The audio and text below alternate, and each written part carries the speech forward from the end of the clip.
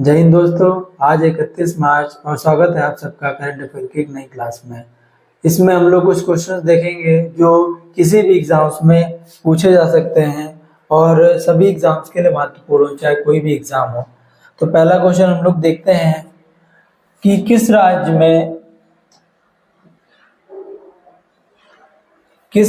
में झज्जर बिचौली वन्य जीव अभयारण्य राज्य का पहला तेंदुआ सफारी विकसित जो है वो करने की घोषणा की है। तो झज्जर बिचौली जो वन्य जीव अभयारण्य है वो हरियाणा में है और हरियाणा ने ही जल्दी ही घोषित किया है कि इसको वन्य जीव अभयारण्य घोषित कर दिया जाएगा।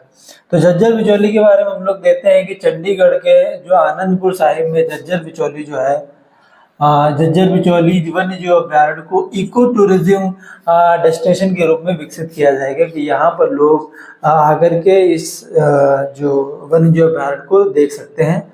और यह पंजाब का पहला वन्य जीव अभयारण्य होगा जहाँ पर तेंदुए और अन्य वन्य जीवों को देख सकेंगे, यानी यहाँ पर पंजाब का पहला वन्य जीव अभयारण्य है।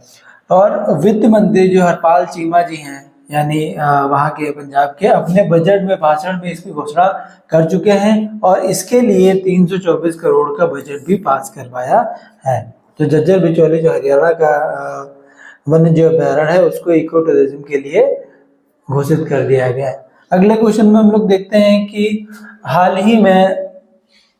ही में भारतीय वायुसेना का जो बहुक्षेत्रीय जो युद्ध अभ्यास होता है जिसका नाम प्रचंड प्रहार है वो कहाँ पर आयोजित किया गया है। तो प्रचंड प्रहार जो सेना अभ्यास है वो अरुणाचल प्रदेश में इसकी एक्सरसाइज हुई है और उसमें ही इसका अभ्यास हुआ है सारी सेनाओं के बीच में। इसके बारे में हम लोग देखते हैं कि प्रचंड जो भारतीय सेना का जो 25 से 27 मार्च के बीच में अरुणाचल प्रदेश के ऊंचाई वाले क्षेत्र में जो त्रिसेवा एकीकृत बहुयुद्ध अभ्यास जो है वो प्रचंड प्रहार आयोजित किया गया है। और इसमें क्या ऐसी खास बात है, इसका उद्देश्य है कि भारतीय सेना हो, नौसेना हो और वायुसेना के बीच में समन्वय स्थापित करना है। और दूसरा है कि कमांड एवं नियंत्रण में सटीक मारक क्षमता को मान्य करना है। ये यहाँ पर जो है अरुणाचल प्रदेश में इसकी एक्सरसाइज हुई है। भारतीय सेना के अरुणाचल प्रदेश में पूर्वी कमान के अंतर्गत त्रिसेवा एकीकृत बहु डोमेन युद्ध अभ्यास प्रचंड का जो है वो आयोजन किया गया है। तो प्रचंड प्रहार जो है वो अरुणाचल प्रदेश में आयोजित किया गया है।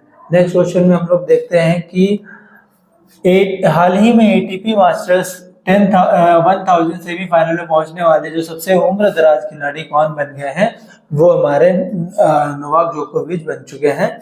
ये क्वेश्चन आप लोग देख लीजिएगा, ये स्पोर्ट्स सेक्शन से क्वेश्चन बन सकते हैं। इस क्वेश्चन पे हम लोग चलते हैं और देखते हैं कि हाल ही में रितिका हुड्डा ने एशियाई कुश्ती चैंपियनशिप 2025 में कौन सा स्थान या कौन सा पदक जो है वो जीता है।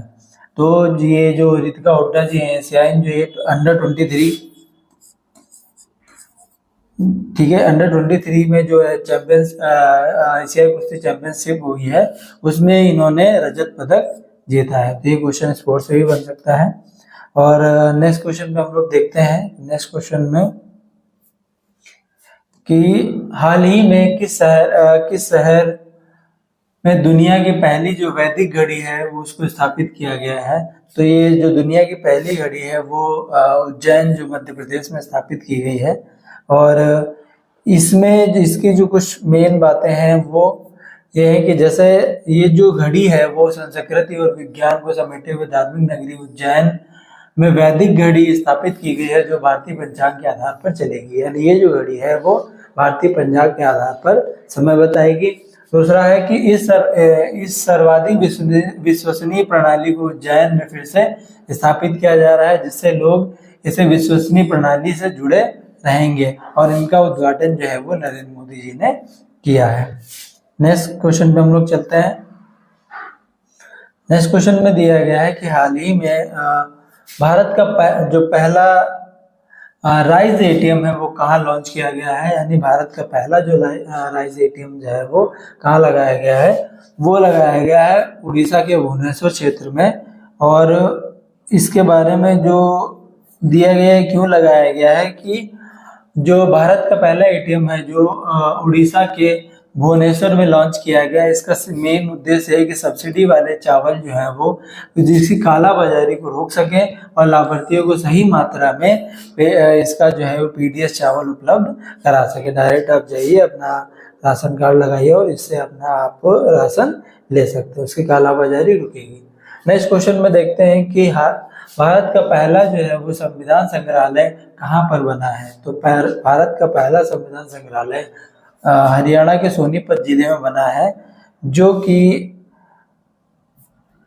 ग्लोबल यूनिवर्सिटी जो है ऊपी जिंदल ग्लोबल यूनिवर्सिटी करके है, वहां पर ये संविधान संग्रहालय बनाया गया है। ठीक है, तो जो ऊपी जिंदल यूनिवर्सिटी है हरियाणा के सोनीपत जिले में, उसी में बनाया गया है। ये क्यों बनाया गया? संग्रहालय में 75 वर्षों की संवैधानिक यात्रा को प्रदर्शित किया जाएगा। इसमें जितने साल हो गए हैं उसके संवैधानिक जो अमेंडमेंट आए, जो बदलाव हुए हैं, उन सब सारी चीजों को उसमें दिखाया जाएगा।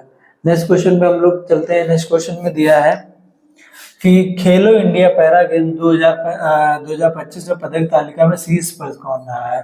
तो जो खेलो इंडिया जो अभी पैरा गेम्स हुए हैं उनमें सबसे शीर्ष पर जो रहा है वो हरियाणा रहा है, और तीसरे नंबर पर अगर यूपी की बात करते हैं तो तीसरे नंबर पे यूपी रहा है। जो 34 पदकों के साथ स्वर्ण पदक जो पहले स्थान पर वो हरियाणा है, और 28 पदक के साथ तमिलनाडु दूसरे स्थान पर है, और 23 पदक के साथ जो उत्तर प्रदेश वो तीसरे स्थान पर है। तो यूपी करंट अफेयर में भी ये क्वेश्चन बन सकता है कि पैरा गेम्स में जो उत्तर प्रदेश का कौन सा स्थान है वो तीसरा है 23 पदक के साथ में।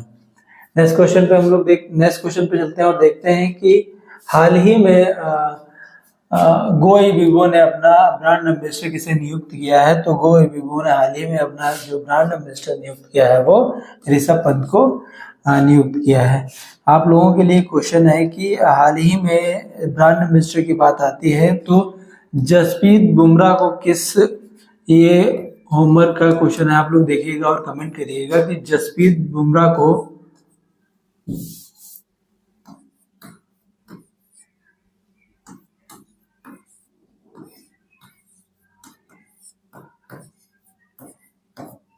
किस कंपनी ने अभी ब्रांड एम्बेसडर नियुक्त किया है। तो ये आपका होमवर्क है और कमेंट करिएगा कि जसप्रीत बुमराह को किस कंपनी ने अपना ब्रांड एम्बेसडर बनाया। तो आप नीचे कमेंट करिएगा। अगर आपको ये वीडियो अच्छी लगी हो तो इस वीडियो को लाइक करिएगा और हमारे चैनल को सब्सक्राइब कर लीजिएगा और अपने दोस्तों को शेयर जरूर कर दीजिएगा। इसी के साथ जय हिंद, जय भारत।